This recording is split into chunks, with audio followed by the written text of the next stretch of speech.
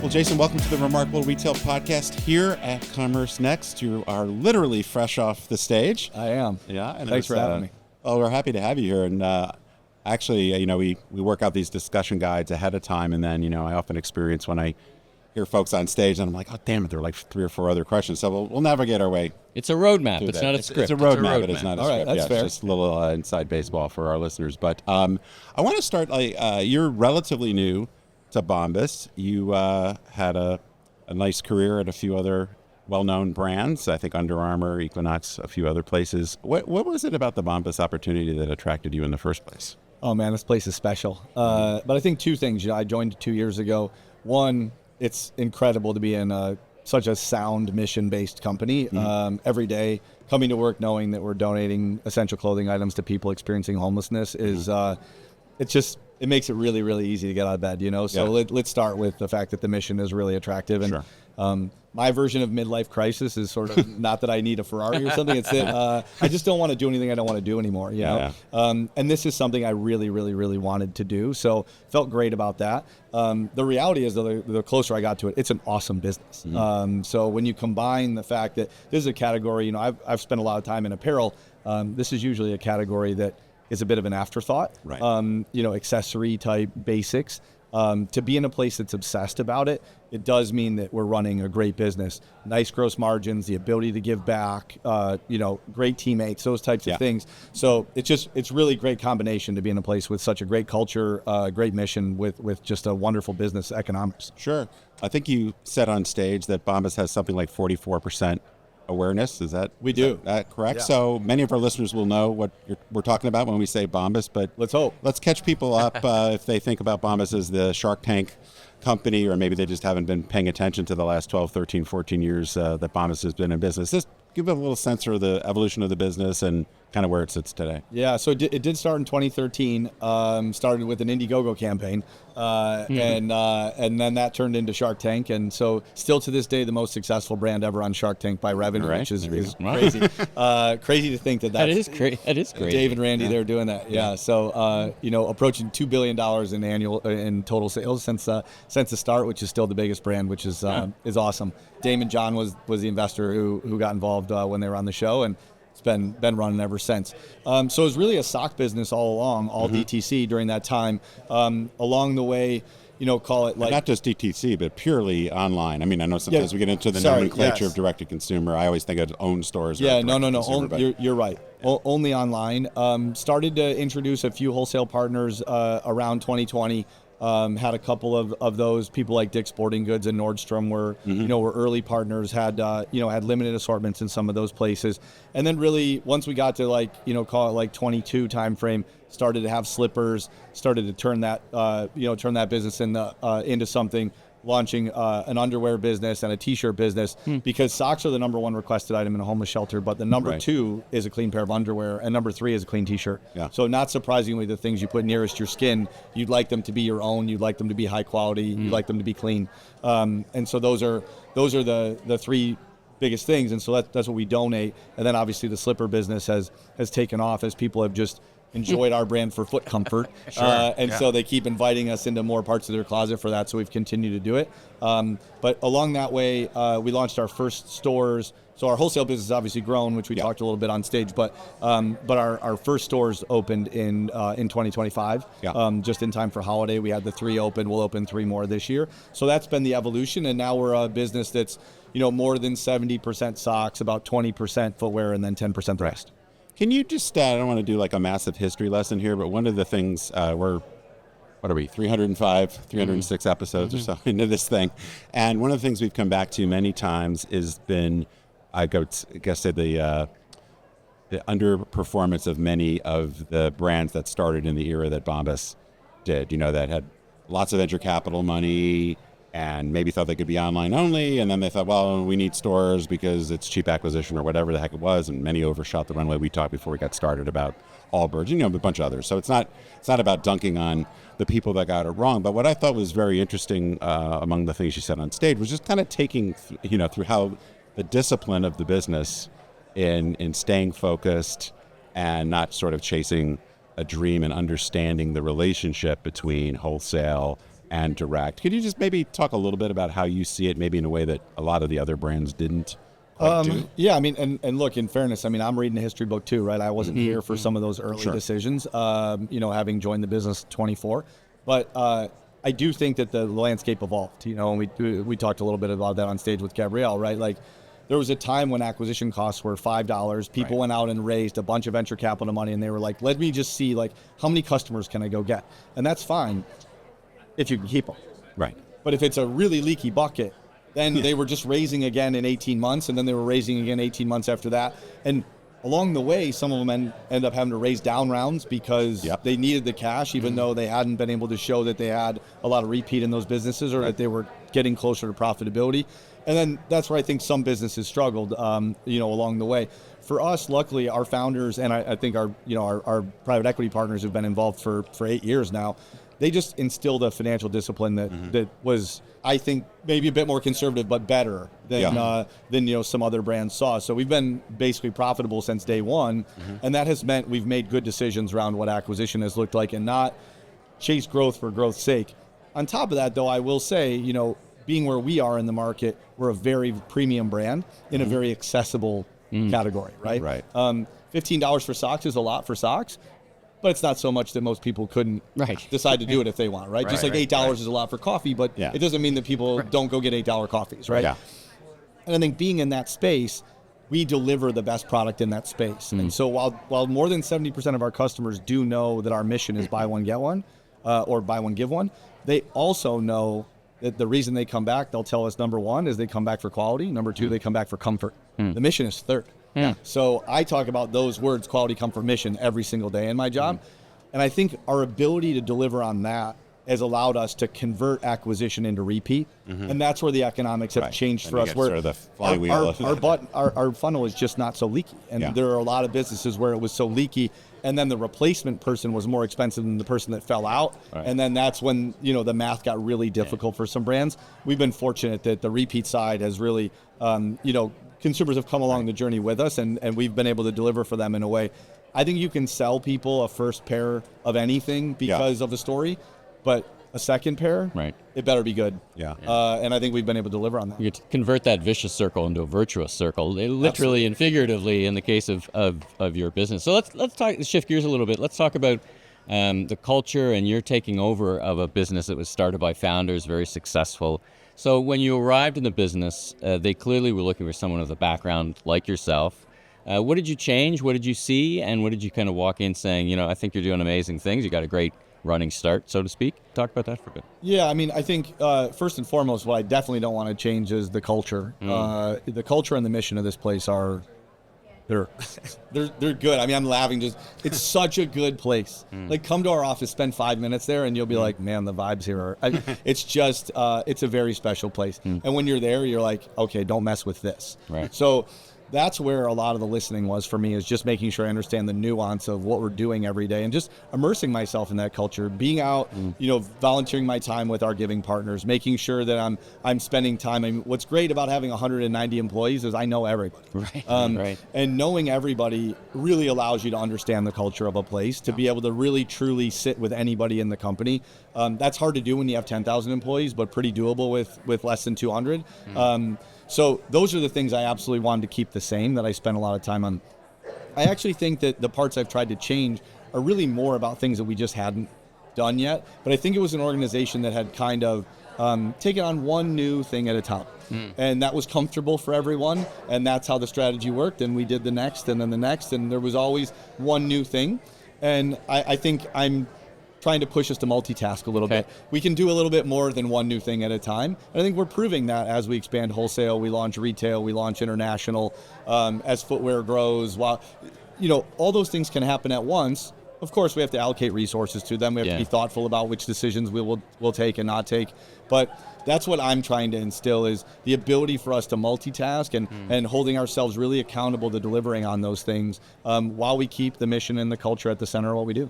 Let's talk about culture for a bit. So you're not a first interview where an executive has come in with a background such as yourself into a more or less a startup, successful. And So we're very interested in how you kind of communicate that. There's going to be a bit of nervousness around, these 190 people.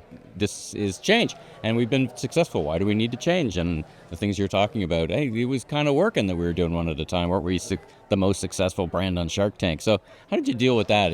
What was your approach to making sure everybody was cool and understood that you were on board, and change was important, but change also wasn't going to be negative, disruptive change, because it's a bit of anxiety sometimes. Yeah, I think that's totally fair.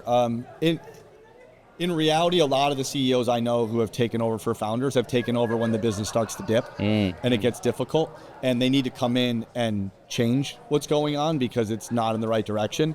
And I think then there's a lot of friction. Yeah. For me, I walked in and this place is flying, and I'm just getting on to, I'm flying my leg of it. Right. It's like Le Mans, like somebody stopped and now I'm the new driver. But I mean, we were already winning the race, Yeah. So that's interesting. So I'm just trying not to mess with that. I've been really clear with that with people right up front. Not going to change the mission, not going to change fundamentals. No, the mission is absolutely staying. Work the way you used to work. Maybe a little bit more ambitious around projects. Yeah, right? Look, we're in the office 3 days a week. We used to be in one. Like, there are some things that have changed, and it's like, this is the way we're going to do it. But along the way, trying to just continually tell people that the mission is going to be at the center of what we do. We're not, changing give back. If anything else, I've probably overswung on how much we talk about mission and what our donations look like. The time I spend with our giving partners out in the field. That kind of investment, just so that people can look and say, okay, is this guy really in with us? Right. Is he one of us? Is he bought in, or is he here just with the PE guys? And I think that's that's been a big part of it. I think I've been lucky that the founders are still around. 2 of them still work in the business all day, every day. David, the old CEO, is my executive chairman. I talk to David every day. I've got longtime employees who are around me or on my team who they'll grab me and say, like, nope, you didn't say that right, or whatever. And that, just when people want to invest in you that way, I'm super lucky for it, because they've helped me navigate any of the times I would have stepped in it, to continually show people that we're a part of it. And I think you can't do it by yourself. I'm lucky to have a lot of people who want to help. Yeah. So I want to shift a little bit to, this has been great talking about kind of where you've been and kind of the current state. Maybe talk a little bit about where you're going. One of the things you said on stage that I loved, and I think I got a good laugh from the audience, was that when you got there, the founders were like, we can't believe we got to $300 million. And you were like, I can't believe you're only $300 million. And which is just, I don't know if you want to just kind of explain a little bit more about that, but you're going from being, I think, over 90% e-commerce. You alluded to you're starting to open your stores. You've opened some wholesale partners. So just kind of give us the logic about how you think about getting this to be a much bigger brand and what the mix is of your own channels versus working with wholesale partners. Well, I think building brand is, is it difficult, right? And you guys have been in the space, a lot of people, right? And even people who've successfully done it, they really struggle to do it again, because it's not a recipe. If it were, then you would have written a book about it already, and we would have read it, and then everyone would be doing it. It's really difficult. It's this weird bit of solving a consumer need with a great product at the right time, with the right elements in there. It's elusive for a lot of people.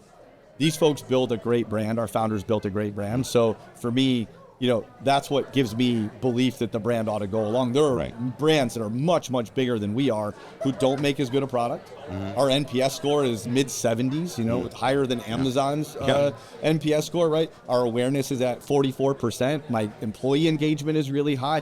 You look at those fundamentals and you're like, how is this not how do you match those things up with 2% market share? Yeah.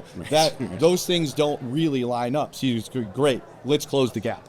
And that's really my job, is to go close that gap. And so that's why I believe in the business and just feel like this is a multi-billion-dollar global brand. It's so much bigger than other brands. When you say most of our listeners probably know what Bombas is, it's like, wait, most people know what this thing is and will kick their shoes off to show you they're wearing it. They can't wait to lift their waistband and show me they have our underwear on. Like, that's a regular part of that's a lot to take, man. Yeah, it is a lot, but that's a regular part of my day. I appreciate it, but I get that all the time from people. And so when a brand is that loved, and that you're delivering for consumers in that way, and you're making high quality products, you just have to believe that you're just not everywhere that you should be yet. Right, sure. And that's a lot of it, that whether that's categories you're not in yet or distribution or countries that you're not in yet, that's what's got to happen. And Right. and that's really, my mandate and I think why I'm in the job. Yeah. And can you talk a little bit more? One of the things I also like that you said on stage, and when I've worked with some brands over the years, I was on the other side of Neiman Marcus, and would hear people pitch us basically. But then when I worked with wholesale brand or brands that wanted to sell into wholesale, a lot of times, and this is basically what you said on stage before our listeners, was that they kind of come in and like, hey, here's our product, we'd like to sell to you. What you talked about is, as I understood it anyways, being able to articulate your vision, being clear about what you're going to do, what you're not going to do, which assortment makes sense for which wholesale partner, how is it going to look on the floor. Could you just talk a little bit about why that's so important and how that's driving where you're choosing to sell? I mean, I just think you have to know which consumer you're trying to reach and what occasion. Yeah. Start there. I think it's a mistake to say we really want to sell our product at X. Why? Because they're big? Because they could place a big order? Yeah.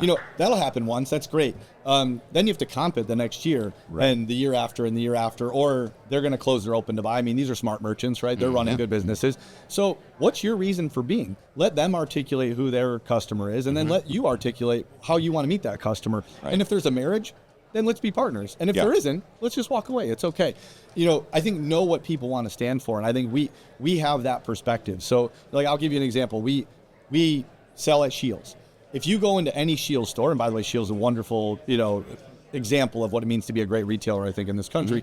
But if you go into a Scheels and you go to the Bombas area, you'll see who are our giving partners, our 5 biggest giving partners within the zip code of where that store is. Now, we said that's important to us. They said, we like that too. Great, let's do it. Yeah. But if they said, we just want to put you on, hooks next to a bunch of other brands, we would say, thank you, but Not for us. It's not for us, because that's not what we're trying to do. We're trying to reach a consumer who wants to be in their stores, who cares about the details, they care about the technical pieces. They go to Scheels for that kind of expertise when it comes to things like hunting and boot socks and hiking and those kinds of things. And great, we want to glide off of that expertise that they've built, but we're going to bring our perspective, and those things are going to marry together. And that's the way that we do it. But we start with who are we trying to reach with what message, not who could we sell to? Right. And it's just a very different approach than I think some brands take. And I'm fortunate that we can do it, but I also think we have the discipline to make it happen. We've mentioned, you mentioned a couple of retailers. Target's one we wanted to talk about, very big. And it's kind of a more mass merchant than some of the other brands you mentioned. So does that make the brand advocates or the brand loyalists a bit nervous when they see, hey, that's my brand, now it's available at Target? I get, the worry, has it jumped the shark in some way? Oh, geez, now it's at Target. How do you manage thinking through that? I mean, actually, we survey our customers a lot. We talk to them a lot as a DTC brand. The number one answer they have for us where do you expect to find us that you don't was Target. The number 2 answer was, how come you don't have your own stores? So shockingly, now we have Target in our own stores. But we're listening. Right. We're having this conversation with our consumers. So they were making a trade-off between, okay, my favorite niche brand is now more widely available, so it's easier to buy, easier to shop. Is that kind of what the essence was behind that sentiment? Yeah, so we did it as a test at Holiday, but we did it in a fixture that we built that they approved, but it was going to look the way we want, had our mission messaging on it. Those types of things. We did only men's and women's. We didn't do kids. We just said we're going to try it out. We sold out to the piece, and we never put it on sale. They never put it on sale. And I'm even on sale on Black Friday. We will, be 20% off, which is not very deep these days, but we're not a promotional brand. We're full price all year. They stuck to that. They didn't even take us on sale on Black Friday. They didn't take us on sale. They exempted you from all their They programs exempted us and from all all that. the programs, and they sold us at full price every day. Now, they're selling a casual sock for a suburban, usually a mother who's shopping for a family, and that's who their target is. But that's very different than what you find when you go to a Dick's Sporting Goods, and I'm showing you our Run Pro socks, I'm showing you golf and hike and ski, and if I go to Nordstrom, I'm showing you dress. And so there's a very different assortment, so people aren't looking at you and saying like, wow, this is the same stuff I can get at Dick's. It's not. Right. It's very different than what you get at Dick's. It's the same brand, same quality, same comfort, Same mission. Yeah. But what you find is this, and if what you want is more technical stuff, then go to the more technical store where the associates know that, and we'll sell you that. And if what you want is something to wear with a suit, then go to the place you shop for suits. But this is what we're doing here. We're not doing that everywhere, and I think we're very deliberate about that segmentation. Well, and it also seems from a wholesale perspective, I mean, I know this is a little cliche to say that wholesale is great for building awareness, right? But, you're getting someone into the brand in Target, and then maybe later on, right, somebody else in the family is going to move different product, or when they need something dressier, they're going to go online or to your store or to Nordstrom, right? So it's not dilutive in that respect. It should be additive, right? Sure. I think that's what you're paying for, right? I mean, so, the relative economics are different, right? Obviously, your gross margin on a wholesale sale is a lot less because you're selling it at a discount to a wholesaler. Right. But what you don't have is you don't have to generate all the marketing and the traffic. And so, yes, of course, I'm paying them to drive awareness of my brand, and I get to dictate, am I going to put the mission story here and what assortment's going to be there? But yes, they're creating that for me, and that's what they've done well to build their strong customer bases. And I give them a discount so that I don't pay that marketing. When I'm the one delivering the message directly, then I pay the marketing. I think that's a perfectly symbiotic way to think about the way we run the business, and I think they do a great job delivering awareness for us on those last mile customers. Yeah, and I think the takeaway for our audience, and we've had several people on like Joe Kudla from Viore and David Hahn at Birkenstock, and I think the way they talk about it, and you can contrast that from some of the brands that've gotten into trouble because clearly they didn't either understand it, or they didn't have the discipline, or they got themselves in a place where they had to sell on Amazon because they were desperate, not because it was a smart distribution strategy. So now you're, as we think about growth, you've moving into footwear, into apparel, competitive categories for sure, right? And tell us a little bit about why that makes sense for the brand. And I think that's a big part of why you're doing your own stores too, because you can show more of your own, more of the expanded we can show the full assortment. Yeah, so just tell us a little bit more about the category expansion. Yeah, I think, as I mentioned a little bit on stage, so the number one requested item in a homeless shelter is a clean pair of socks, but number two is underwear, and number three is T-shirts. So those businesses are, at the center of our mission. We started as a sock business because we wanted to be able to donate socks, and then added underwear and tees to that because we can do it, using the same ethos around, noticing the details, making sure we're making really high quality, comfortable product. That triumvirate of comfort, quality, mission still stays. I think on the footwear side, it's consumers asking. They want us there. They're saying, well, these are my most comfortable socks. Could you make socks for me? Like, it started with a gripper slipper for us. So it was, okay, can you make cozy socks? We did. Well, can you make some that I can, that are sticky on the bottom for my hardwood floors? And then we did. And then it was like, well, wait, this is like a slipper. Could you make a slipper? Sure. Well, then, and then it just sort of keeps going. And we just keep going into the details and saying, all right, well, but if we're going to do it and we're going to put our brand on it, then what's our quality spin? What's our comfort spin? And how does this tie back to our mission? And those are the things that we just keep talking about. So we'll go where the consumer invites us to go. I think when you made the reference to jumping the shark. I think when you see people who are like, and what we should do? We should make our own soda. And and you see brands. Or be an AI services company. Or start your own coffee brand or whatever, right? People have done that. If we're doing underwear, we could do lingerie, right? Lingerie is the next natural step. And so you see sometimes people don't take that next natural step. They jump 4 steps, and you're like, wow, now you have to explain to the consumer why now you're way ahead of them. Now you're ahead of them, and now you have to explain it. And if the consumer looks at it and goes, oh, that makes sense, then you're probably doing it right. Yeah. And then for us, I think we've been able to just follow the consumer along the way. But they keep asking us for more stuff, and we kind of hold back sometimes. And our innovation team's always looking at what the right things are. Sure. But I like our position in foot comfort. I love the way that we're thinking about footwear and socks, and the way our apparel businesses complement our mission. Mm-hmm. Well, you got me more excited about socks on a morning on Wednesday in New York City than I expected to be. I'm now really looking forward to going to the store and doing some shopping. I love me a good pair of socks. I love that. If the three of us were sitting down 5 years from today, what would you imagine be different? What's on the roadmap? You've talked about the wholesale expansion. You talked about some international expansion. I wasn't aware of Bombas in Canada. That's not a brand that I don't think you've got any awareness. You've got a little bit of awareness, but is that part of the roadmap? Just take us through what the conversation is going to look like in a few years. Yeah, so awareness in Canada is actually up to 17%, which is good. Prompted or unprompted, I have to ask. No, prompted. I mean, so we started our international shipping, and we now have done that for a little over a year. Far and away, Canada is our biggest country, which is not a surprise for many brands. That's the case. Yeah. But we have now 4 giving partners in Canada that handle our donation mission. So every time we sell one into Canada, we're donating another pair in Canada. And I think that's really the expansion of what the mission will look like. I think you'll wake up 5 years from now and we'll say, this is a global apparel and footwear brand that is donating in countries around the world, at that point, we should be donating 100 million essential clothing items a year, which is an incredible space. From now we're at 200 million, but those goals, it took, if I'll get this close to right, I think it took the brand 10 years to donate 100 million. It took us 3 more years to get to 200 million. And now it'll take us 2 years to get to 300 million, or you're compressing that cycle. You just keep compressing that timeline, and while we're doing it, we have 4,000 giving partners here in the U.S.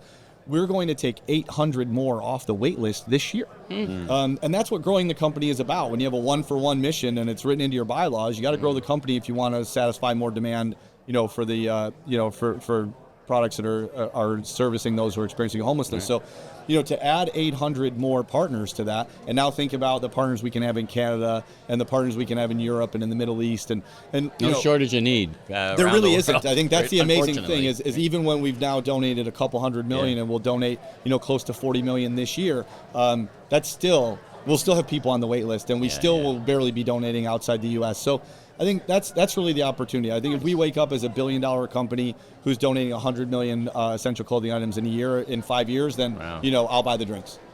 Well, listen, congratulations on your success, the team's success before you arrived, your success since you've arrived, and wishing you much continued success. And thanks so much for joining Steve and I here on the Remarkable Retail Podcast at Commerce Next. It's great to meet you. I'm looking forward to go sock shopping today, so I look forward to checking out the store. And once again, thanks for joining us. Appreciate it. Thanks for having me, and always nice to talk about socks. Can't wait to hear what you think of the store. All right.